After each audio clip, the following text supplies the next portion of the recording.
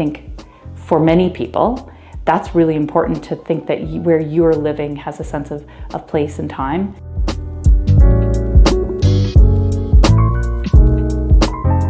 My husband and I spent some time in Europe. We would be in these apartments, and they're anywhere from 80 to 100 years old, just sort of everyday ordinary apartments. But they had this, exactly what you've said, they've had this really great mix of some of the older features of the apartment, some of the older features of the building itself, combined seamlessly with modern. And so we just sort of took a look at what had to go. So kitchen that had obviously not been an original kitchen from 1919, and bathrooms as well. But then some of the other features like the stairs, we were fortunate enough to have all the original doors on the second floor and all the original hardware. So we just took a look at some of those features, leaving those. There's just no reason to rip them out and update them, and just make a decision on what it was that we felt was what we needed to be updated. And if you're going to do that, then it's going to be in the sort of clean, modern lines that I think everybody finds really pleasing and comfortable. And it was a wonderful kind of surprise at the end of it all to sort of see it all come together. And I think you have only so much of a vision, but then you sort of watch it come together organically. And as soon as we realized this was really working, then there was sort of no need to take more things out, or to try to strip things down, or replace with a modern slab door, for instance, that some people might take their renovation to that extent. And I think we saw it all coming together and realized that made a really nice blend. And I think that also is the reason we worked so hard to expose the brick in the kitchen and the bathroom upstairs as well, because that really brought the age of the home back.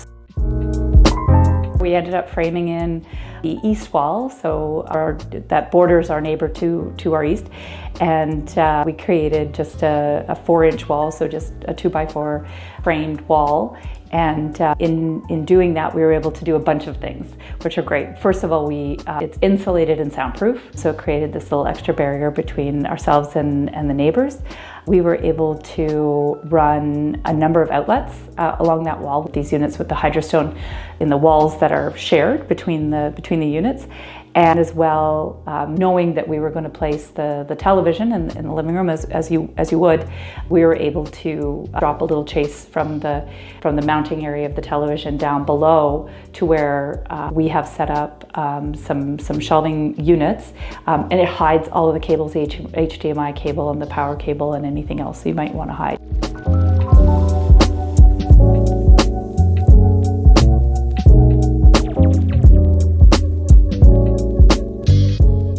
All the Hydrostones, I think, have a similar bathroom footprint, the main bathroom that is, which is, I think, if memory serves, it was probably about a 6x8 foot bathroom, if that. So you're not dealing with a lot of space. So we kind of recognized right away that there were going to be some limitations. Obviously, all of our renovations were cosmetic in nature. We weren't going to move any walls, but we just took a look at where the door had originally been in that bathroom, and just by setting it back, really didn't change anything, but it gave so much more room into the bathroom. Once we had all the walls down, the plaster down, and we were down to studs, we could really sort of take a look at that space and try to think what would be the best use of it.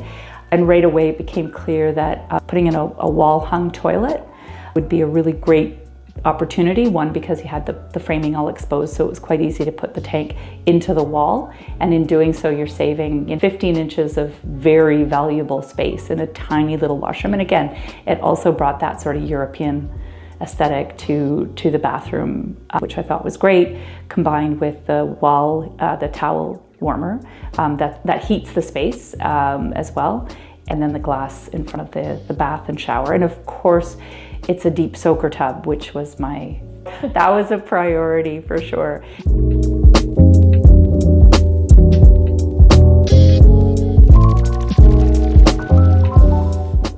When we were looking for houses to move to, and this one came on the market, and I started to read and research and find out about the history, both the the tragedy of the explosion than some of the solutions that the city took after the fact, which was to sort of create this neighborhood using very British style townhouse with the back laneways and the green boulevards in between. Creates a really, really unique neighborhood. I don't think there's any or many others in Canada, so it really stands alone. I think it's phenomenal that over the 105 years that this neighborhood has been in Halifax, how, you know, while each individual property owner has been able to put their own mark and stamp on their house, largely the neighborhood has endured. It has stayed the same.